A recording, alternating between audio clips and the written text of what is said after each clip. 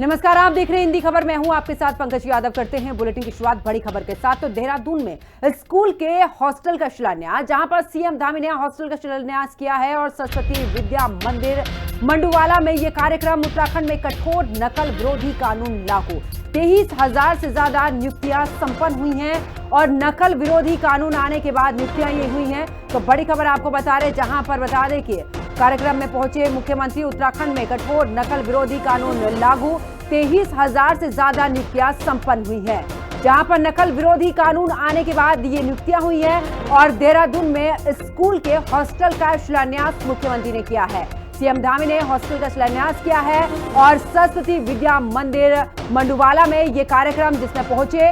और उत्तराखंड में कठोर नकल विरोधी कानून लागू, 23,000 से ज्यादा नियुक्तियां संपन्न हुई हैं। इसी के साथ नकल विरोधी कानून आने के बाद ये नियुक्तियां हुई हैं। तो ये तमाम बातें कही गई हैं। देहरादून में स्कूल के हॉस्टल का शिलान्यास मुख्यमंत्री धामी ने किया है, और कार्यक्रम में पहुंचे मुख्यमंत्री। और इस वक्त की तस्वीरें भी दिखा रहे हैं, सरस्वती विद्या मंदिर की तस्वीरें, जिसमें कि हॉस्टल का शिलान्यास मुख्यमंत्री के हाथों किया गया है। और साथ ही उन्होंने कहा कि 23,000 से ज्यादा जो नियुक्तियां संपन्न हुई हैं, उसके साथ ही नकल विरोधी कानून आने के बाद ये नियुक्तियां हुई हैं।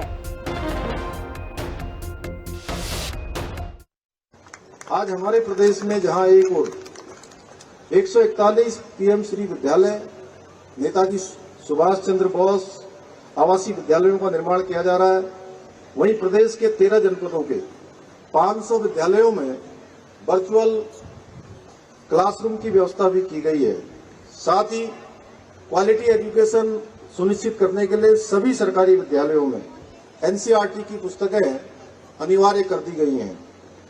हम उत्तराखंड के सरकारी और अशासकीय स्कूलों के 6वीं से लेकर 12वीं कक्षा तक के मेधावी छात्र छात्राओं को मुख्यमंत्री मेधावी छात्र प्रोत्साहन योजना के माध्यम से प्रत्येक माह छात्रवृत्ति प्रदान कर रहे हैं।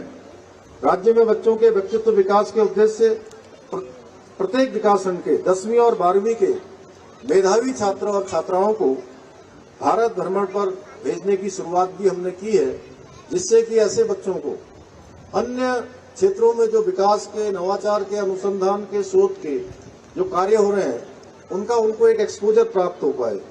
इसके अतिरिक्त आपदा, महामारी या दुर्घटना से प्रभावित बच्चों के लिए निःशुल्क स्कूली शिक्षा हेतु मुख्यमंत्री बालासाही योजना भी प्रारंभ की गई है। प्रदेश की स्कूली शिक्षा व्यवस्था की गुणवत्ता और परिणामों में सुधार लाने के उद्देश्य से राज्य में विद्या समीक्षा केंद्र की स्थापना भी की गई है, और हमारा प्रदेश आदरणीय प्रधानमंत्री जी के विद्या समीक्षा केंद्र गुजरात के मॉडल को लागू करने वाला देश का पहला राज्य बन गया है। और अब चलिए आगे बात करते हैं, जहां पर उत्तराखंड में बर्ड फ्लू को लेकर भी अलर्ट जारी कर दिया गया है। उत्तराखंड के सभी चिड़ियाघर में यह अलर्ट जारी किया गया है। टाइगर रिजर्व में भी अलर्ट जारी है।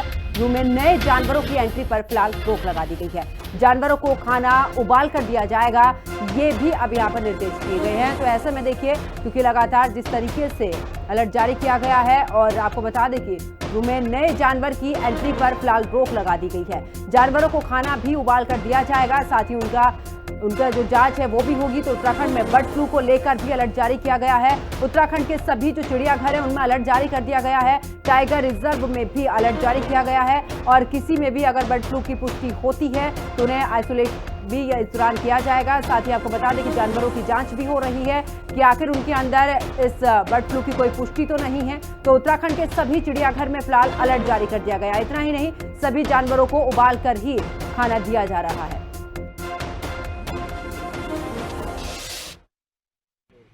उत्तर प्रदेश में बर्ड फ्लू की चपेट में आने से बाघिन की मौत हुई, और उसके बाद से तमाम राज्य अलर्ट पर है। उत्तराखंड राज्य की अगर मैं बात करूं तो यहां पर भी वन विभाग, वन महकमा जो है वो भी हाई अलर्ट पर है। कॉर्बेट नेशनल पार्क हो, राजाजी टाइगर रिजर्व हो, तमाम रिजर्व पार्क हो, चिड़ियाघर हो, सभी को अलर्ट पर रखा गया है, और लगातार निर्देशित किया जा रहा है कि हर तरीके से एहतियात जो है वो बरती जाए, ताकि ये बर्ड फ्लू यहाँ पर देखने को ना मिले। ऐसे में जो सेंट्रल जू अथॉरिटी है, उन्होंने भी 7 दिन के अंदर जो तमाम यहाँ पर रिजर्व पार्क्स हैं, चिड़ियाघर है, उनकी रिपोर्ट मांगी है। इसी तरीके से क्योंकि देखिए देश में उत्तराखंड तीसरे स्थान पर है, तीसरा ऐसा राज्य है जहां पर बाघों की संख्या सबसे ज्यादा अधिक है। 500 से ज्यादा बाघ यहां पर हैं, हाथी हैं और अन्य जानवर भी बड़ी संख्या में हैं। इन तमाम संख्या को देखते हुए लगातार जो है एहतियात बरती जा रही है, दिशा निर्देश जारी किए जा रहे हैं। लगातार लोगों से भी, पर्यटकों से भी अपील की जा रही है कि अगर आप जू या उसके आसपास है तो किसी भी ऐसी चीज को ना छुएं, उनमें भी अवेयरनेस फैलाई जा रही है। इसके साथ साथ जो मांसाहारी जानवर हैं उनको चिकन जो है उस पर बैन लगा दिया गया है, चिकन नहीं दिया जाएगा और जो भी आप अगर उनको देते हैं तो उसको उबाल कर बिल्कुल साफ सुथरे तरीके से दिया जाएगा, साफ सफाई का ध्यान रखा जाएगा और कर्मचारियों को भी साफ तौर पर निर्देशित किया गया है कि अगर आप चिड़ियाघर में जा रहे हैं, अंदर अगर आप काम कर रहे हैं साफ सफाई का या कुछ भी, तो आप अपना किट पहनकर ही वहां पर जाएंगे। तो कहीं ना कहीं जिस तरीके से बड़ी संख्या में यहाँ पर जानवर मौजूद है और बड़े बड़े रिजर्व्स हैं, बड़ी संख्या में पर्यटक आते हैं, तमाम एहतियात बरती जा रही है और लगातार दिशा निर्देश जो है वो जारी किए जा रहे हैं। देहरादून से कैमरा पर्सन इलियास अहमद के साथ में शुभांगी भट्ट, हिंदी खबर। केवल कॉर्बेट एवं राजा जी नहीं, हमारा उत्तराखंड का सभी प्रोटेक्टेड एरियाज़ को कहा गया है। इसके साथ हमारे पास जू है 2, उनको भी कहा गया है एवं हमारे पास जो रेस्क्यू सेंटर्स है 3, उनका जो डीएफओ इंचार्ज होते हैं उनको भी कहा गया है। इसका अर्थ हुआ कि हमने पूरा सतत रूप से जिस प्रकार का डायरेक्शन आ रखा है CJD से, तो उसके हिसाब से ये किया जा रहा है। क्योंकि टाइगर का डेथ हुआ है उत्तर प्रदेश में, तो हमने किसी प्रकार का कोई चांस नहीं ले सकते एवं उसके, क्योंकि आप जानते होंगे कि ये बहुत ही इन्फेक्शियस डिजीज़ होता है जो एवियन इन्फ्लुएंजा के नाम से ही जाना जाता है। तो उक्ता अनुसार हमने सभी हमारे ऑफिसर्स को बता दिया गया है कि जो प्रोटोकॉल पशुपालन एवं डेयरी विकास भारत सरकार के द्वारा दिशा निर्देश दिए गए हैं, तो उसके अनुसार ये कार्रवाई करेंगे। तो वहीं उत्तर प्रदेश के एक जू में बर्ड फ्लू के कारण बाघिन की मौत के बाद अब देश भर के वन्य जीव को लेकर भी, चाहे वो टाइगर रिजर्व की बात करें, अलर्ट मोड पर रखा गया है। इसी के चलते रामनगर के कॉर्बेट टाइगर रिजर्व में भी वन विभाग ने हाई अलर्ट जारी किया है। जानवरों के डॉक्टरों की टीमों को भी अलर्ट मोड पर कर दिया गया है। सभी कर्मचारियों को कड़े सैनिटरी यहाँ पर प्रोटोकॉल का पालन करने के निर्देश भी दिए हैं।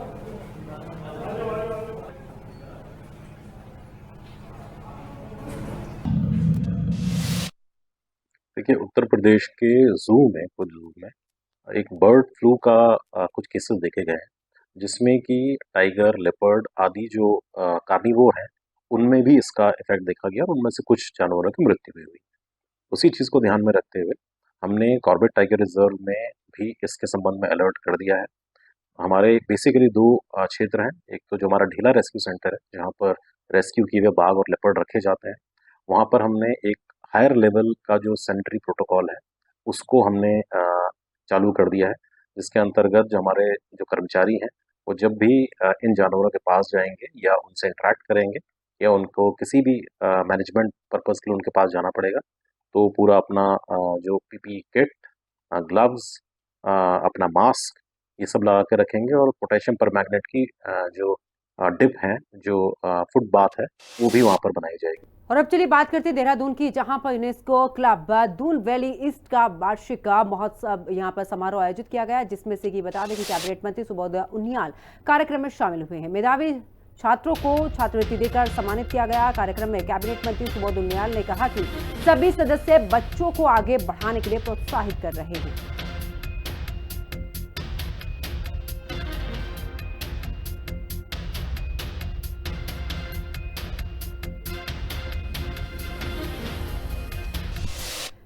तो खबर देहरादून से ही है, जहां पर प्रदेश के काश्तकारों और किसानों की आजीविका सुधार के लिए अच्छी खबर है। भारतीय सेना अब पशुपालन विभाग के जरिए प्रदेश के स्थानीय किसानों से पोल्ट्री उत्पादों की भी खरीदार यहां पर करेगी।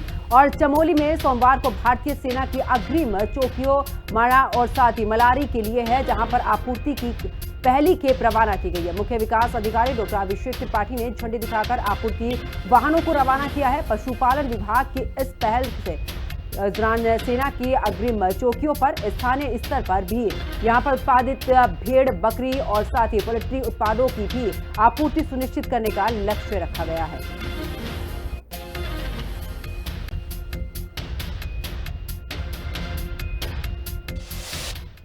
उत्तराखंड के राजकीय डेयरी ब्रांड आंचल की यहां पर ब्रांडिंग और साथ ही प्रचार को लेकर धामी सरकार लगातार कोशिश कर रही है। चारधाम यात्रा में भी श्रद्धालुओं के लिए आंचल के स्टॉल लगाए गए हैं। दुग्ध विकास मंत्री सौरभ बहुगुणा ने कहा कि जिस जगह पर श्रद्धालुओं का ज्यादा आना होता है वहां पर आंचल के स्टॉल लगाए जाने का प्रयास है। पिछले साल भी बद्रीधाम में भी आंचल के दूध, खोया और पनीर की अच्छी बिक्री हुई।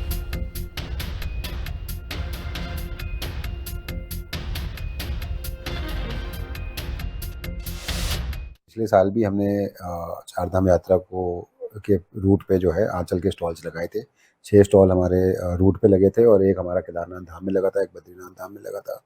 लगातार कोशिश यही है कि जहाँ पे सबसे ज़्यादा मैक्सिमम फुटफॉल है वहाँ पर आंचल का प्रोडक्ट्स पहुँचाया जा सके, लोगों को आंचल की शुद्धता के बारे में बताया जा सके, आंचल के लिए लोगों की अवेयरनेस करी जा सके। और उसका बहुत अच्छा रिजल्ट हमको पिछली बार देखने को मिला, क्योंकि जो हमारे स्टॉल्स थे उन्होंने बहुत अच्छा बिजनेस किया। जो हमारे बद्रीनाथ में फ्रेश मिल्क था, पनीर था, खोआ था, इसका बहुत अच्छा काम हुआ। जो हमारा टेट्रा पैक था, 1.25 करोड़ के ऊपर का हमने टेट्रा पैक सेल किया। तो इस बार भी हमारी कोशिश यही है कि जो चारधाम जो हमारे पहले के बूथ थे उनको हमने वापस शुरू करने के लिए कार्रवाई ऑलरेडी शुरू कर दी है। तो वहीं मुख्यमंत्री पुष्कर सिंह धामी के नेतृत्व में और मार्गदर्शन में स्थानीय लोगों को स्वरोजगार से जोड़ने की मुहिम कारगर साबित होती जा रही है। मत्स्य पालन विभाग और साथ ही आईटीबीपी के आपसी अनुबंध के आधार पर मत्स्य पालन विभाग द्वारा आईटीबीपी को 1 क्विंटल 20 किलो ट्राउट जो मछलियां हैं वो दी गई हैं और प्रदेश सरकार ने कुछ समय पहले ही स्थानीय लोगों को स्वरोजगार से जुड़ने की मुहिम शुरू की थी, जो कि अब आगे और भी बेहतर होती जा रही है। आईटीबीपी को अभी फोन आया, देखो सर 2-3 दिन में आईटीबीपी को 1 क्विंटल 20 केजी की डिमांड है, जो कि हमारे आईटीबीपी में जो पहले बाहर से माल जाता था अब हमारे जनपद से माल जाएगा और हमारा रोजगार बढ़ेगा। श्री मुख्यमंत्री धामी जी का धन्यवाद, जिन्होंने हमारे लिए रोजगार का सर्जन किया है और हमारी आजीविका बढ़ाया है। और अब खबर हरिद्वार से है, जहां पर पहलगाम में हुए आतंकी हमले के बाद से हरिद्वार से जम्मू कश्मीर जाने वाली बसों में यात्रियों की संख्या घटी है। हरिद्वार से जम्मू के लिए रवाना होने वाली बस में 1 या 2 ही यात्री जम्मू की यात्रा कर रहे हैं। यात्रियों की कम संख्या के कारण रूट पर चलने वाली बसों को कैंसिल भी किया जा रहा है।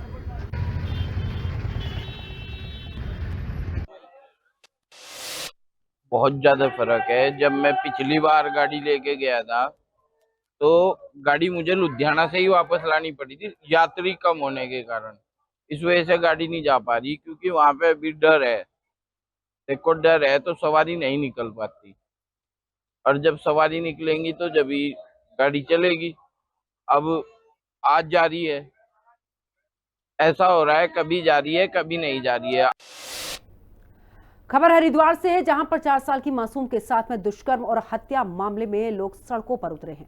कई संगठनों ने जुलूस निकालकर प्रदर्शन किया और साथ ही नगर कोतवाली प्रभारी रितेश शाह को भी ज्ञापन सौंपा। स्थानीय लोगों का यह भी कहना है कि आरोपियों की जल्द गिरफ्तारी कर कड़ी सजा उन्हें दी जाए।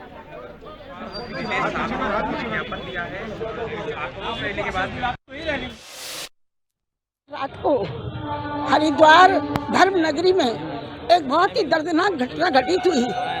4 साल की बच्ची के साथ एक नशेड़ी ने उसके साथ उसका अपहरण किया, उसके साथ बलात्कार किया और उसकी आखिर में हत्या कर दी गई। आज 13 तारीख से आज 19 तारीख हो गई है। 6 दिन बीत जाने के बाद भी आज पुलिस उस दरिंदे का पता नहीं लगा सकी। ये तो युवा साथी हमारे वरुण बालियान ने इस मामले को उठाया और उसकी संवेदनशीलता को समझा, इसलिए आज ये इतना बड़ा विशाल जुलूस प्रदर्शन जो है वो ललतारा ब्रिज से होकर थाने में आया है, पुलिस प्रशासन को जगाने के लिए, पुलिस प्रशासन की कुंभकर्णी नींद को तोड़ने के लिए। मैं कहता हूँ हमें देर हुई जन आक्रोश को हरिद्वार के सड़कों पर आने में। जिस प्रकार से कुछ दिन पूर्व 4 साल के एक मासूम बेटी के साथ इस तरह से एक दुर्दांत हत्याकांड को अंजाम दिया गया और उसके बाद आज तक वो हत्यारा पुलिस की गिरफ्त से बाहर है। और मैंने इस बात पर चिंता जताई थी कि वो यदि किसी जाति, धर्म या किसी बड़ी परिवार से, बड़े रसूखदार परिवार से उस बच्ची का नाता होता तो शायद अब तक सड़कों पर हजारों लाखों मोमबत्तियाँ जल गई होती। आज प्रशासन भी चौकन्ना होता, आज सरकारों पर दबाव होता, लेकिन आज सब मौन है। और अब आगे बात करते हैं जहां पर टिहरी के जिला कलेक्ट्रेट में जनता की समस्याओं को सुनने के लिए जिला अधिकारी मयूर दीक्षित ने जनता दरबार लगाया और कई समस्याओं का मौके पर ही समाधान कर दिया। और साथ ही डीएम मयूर दीक्षित ने मानसून को लेकर भी अधिकारियों को निर्देश दिए हैं कि सभी तैयारियों को फिलहाल अभी से ही शुरू कर दिया जाए।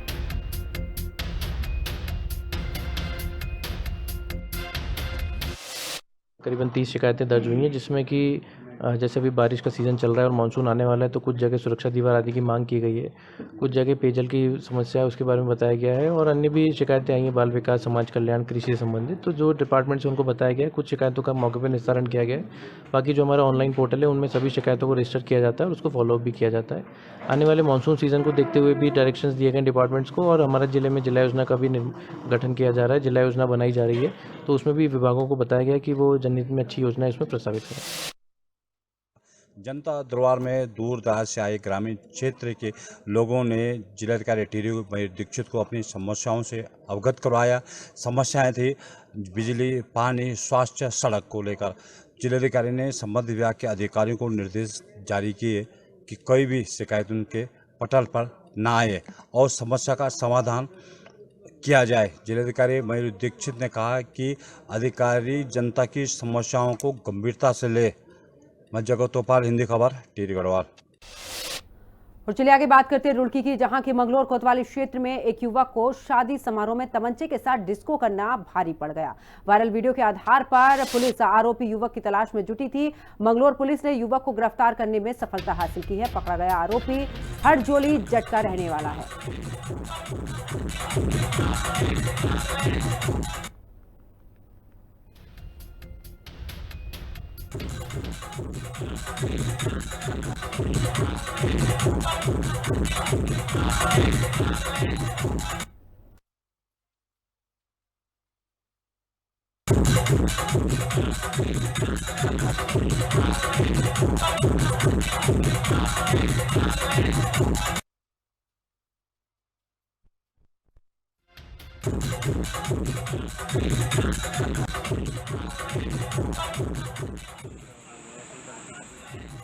किया गया। दो तस्वीरें आपकी टीवी स्क्रीन पर, जहां पर युवक का तमंचे पर डिस्को आप देख रहे हैं, तो दूसरी तरफ पुलिस ने आरोपी को पकड़ लिया है। तो देखिए, शादी में तमंचे पर डिस्को करना इस युवक को भारी पड़ गया और ये आखिरकार पुलिस की गिरफ्त में आ गया। तो मंगलोर का पूरा मामला, जहां पर पुलिस ने तमंचे पर डिस्को कर रहे इस युवक को गिरफ्तार कर लिया है और हाथ जोड़कर माफी मांगता हुआ भी ये नजर आ रहा है। दो तस्वीरें आपकी टीवी स्क्रीन पर, जहां पर एक तस्वीर में वो तमंचे पर डिस्को करता हुआ नजर आ रहा है और पुलिस ने फिलहाल इसे गिरफ्तार कर लिया है।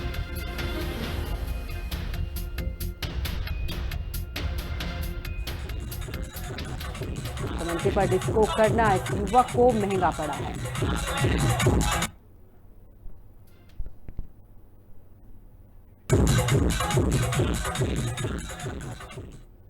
चलिए आगे बात करते हैं, जहां पर उत्तराखंड की शिक्षा व्यवस्था में सुधार के दावों की हकीकत क्या है, इसकी पोल चमोली में आयोजित कार्यक्रम में खुल गई, जब एक शिक्षक ने मंच पर सूबे के शिक्षा मंत्री को आड़े हाथों ले लिया।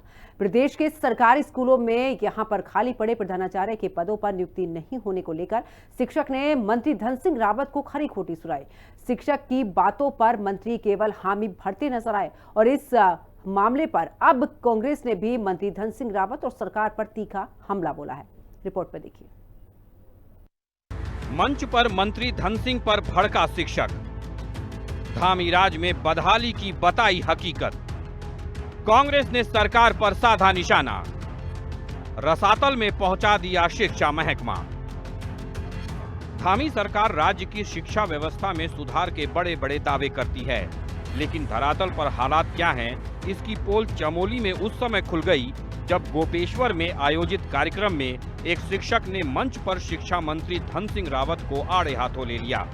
मामला प्रधानाचार्य पदों पर प्रमोशन में हो रही देरी और सरकारी नियमों की अनदेखी से जुड़ा था। शिक्षक ने बेबाकी से अपना नाम ललित मोहन बताते हुए कहा कि 2016 से वो प्रमोशन का इंतजार कर रहे हैं। 2016 से तड़प रहे हैं प्रमोशन के लिए। ठीक है, क्या इसमें कुछ प्रमोशन होने हैं? ठीक है। राज्य के सरकारी स्कूलों में प्रधानाचार्य के लगभग 2300 पदों पर प्रमोशन होने हैं। शिक्षक ने कहा कि इस मामले को आप सीरियसली लीजिए, ऐसा नहीं करके आप बच्चों के कॉन्फिडेंस में कमी कर रहे हैं। 2016 से तड़प रहे हैं प्रमोशन के लिए, ठीक है। क्या इससे कुछ प्रमोशन होने हैं? ठीक है। पूरे उत्तराखंड के विद्यालय प्रधानाचार्य विहीन है, कब भरेंगे आप उन पदों को? मेरा नाम ललित मोहन सिंह है। सीरियसली मंत्री जी, इसको आप सीरियस लीजिए। बच्चों तुम्हारी प्रॉब्लम है, तुमको पता है तुम्हारे प्रधानाचार्य जी नहीं है। मंत्री सुनिए एक बात, कॉन्फिडेंस की कमी कर रहे हैं बच्चों में। मैं एक शिक्षक आप रुके एक मिनट सर, बोलो महोदय, मैं एक अमेरी आदमी हूँ और अगर मैं गलत कर रहा हूँ तो मेरे। प्रदेश के सरकारी इंटर कॉलेजों में प्रधानाचार्यों के पदों को अब तक विभागीय पदोन्नति से भरा जाता रहा है, लेकिन वर्तमान में पदोन्नति नहीं हो पाने और इसमें देरी की वजह से विभाग में प्रधानाचार्य के पद खाली हैं। सरकारी इंटर कॉलेजों में प्रधानाचार्य के 1385 में से 1101 पद खाली, प्रधानाध्यापकों के 910 में से 788 पद पिछले काफी समय से खाली। सरकार ने प्रधानाचार्य के 692 पदों को विभागीय सीधी भर्ती से भरने का फैसला लिया था। सीधी भर्ती से सहायक अध्यापक LT को रखा गया था बाहर। नाराज शिक्षकों के आंदोलन के बाद भर्ती की गई थी स्थगित। कुछ सहायक अध्यापक भर्ती के खिलाफ कोर्ट चले गए थे, मामला कोर्ट में लंबित। कार्यक्रम में मंत्री धन सिंह रावत ने मामला कोर्ट में होने को प्रधानाचार्य के पदों पर भर्ती नहीं होने का कारण बताया। इस मामले को लेकर सूबे की राजनीति भी गर्मा गई है। कांग्रेस का कहना है कि धामी सरकार के निकम्मेपन के कारण एक शिक्षक इतना मजबूर हो गया कि उसने मंच पर ही शिक्षा मंत्री के सामने अपनी व्यथा रखी, लेकिन मंत्री धन सिंह रावत कोर्ट में केस होने की बात कहकर मामले से पल्ला झाड़ते नजर आए, जिससे साफ है कि शिक्षा महकमे को किस तरह धामी सरकार ने रसातल में पहुंचा दिया है। वहीं बीजेपी का कहना है कि मामला कोर्ट में होने के कारण प्रधानाचार्यों की नियुक्ति में देरी हो रही है, लेकिन सरकार इस मसले के हल का प्रयास कर रही है। पूरे प्रदेश में चाहे प्राथमिक शिक्षा हो, चाहे माध्यमिक शिक्षा हो, चाहे उच्च शिक्षा हो, सरकारी और सरकारी सहायता प्राप्त उसको समाप्त करने का संकल्प धन सिंह रावत ने लिया हुआ है।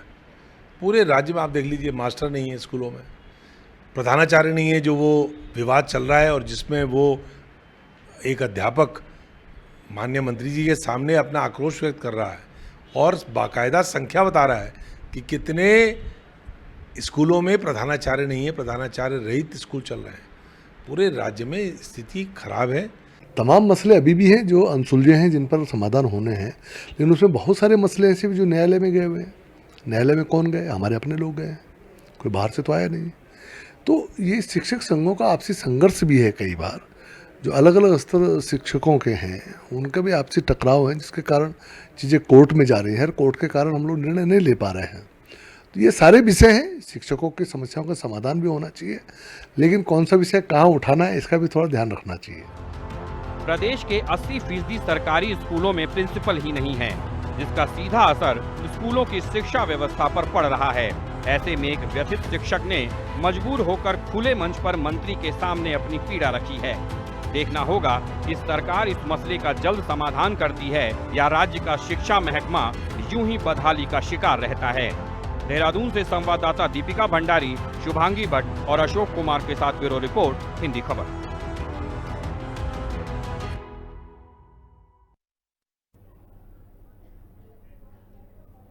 और अब चलिए आगे बात करते हैं, जहां पर पौड़ी में कैबिनेट मंत्री धन सिंह रावत ने यहां पर सोटी में भैरवनाथ मंदिर में नव निर्माण कार्य में भूमि पूजन में शामिल हुए। कार्यक्रम में महिला समूह और महिला मंगल दलों ने यहां पर प्रस्तुति दी। कार्यक्रम में कैबिनेट मंत्री धन सिंह रावत ने कहा कि प्रदेश में मंदिरों के जीर्णोद्धार को लेकर काम किया जा रहा है और प्राचीन मंदिर के भूमि पूजन के बाद मंदिर को भव्य रूप भी दिया जाएगा। मंदिर के हक हुक्मदारियों को भी यहां पर मंदिरों के संचालन की जिम्मेदारी दी जाएगी। और ऐसे में देखिए यहां पर पहुंचे धन सिंह रावत और पूजा में भी शामिल हुए। साथ ही आपको बता दें कि मंदिरों के जीर्णोद्धार को लेकर भी काम लगातार जारी है और मंदिर को भव्य रूप भी दिया जाएगा, ये भी धन सिंह रावत की तरफ से कहा गया है।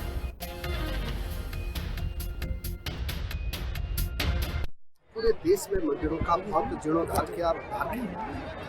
उसके बाद हमारे प्रधानमंत्री जी ने देखा होगा कि पूरे देश में जितने हमारे पर्यटन हैं, जितने हमारे तीर्थ स्थल हैं, उनका बहुत उद्धार किया है। इसी परिप्रेक्ष्य में मैं चूँकि आका विधायक हूँ, हमारे मुख्यमंत्री जी, मैंने और माननीय सतपाल महाराज जी जो हमारे पर्यटन मंत्री हैं, हम लोगों ने सोचा है कि पहाड़ में जैसे पलायन हो रहा है, यहाँ बहुत अच्छे तीर्थ हैं हमारे। आप देख रहे होंगे कि गोखाल मंदिर में लाखों लोग जाते हैं।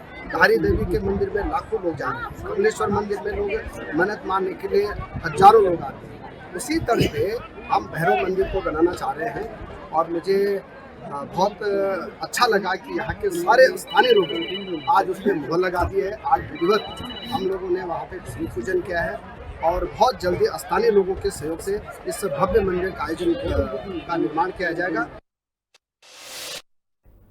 और इस बुलेटिन में फिलहाल इतना ही। आप देख रहिए हिंदी खबर। नमस्कार।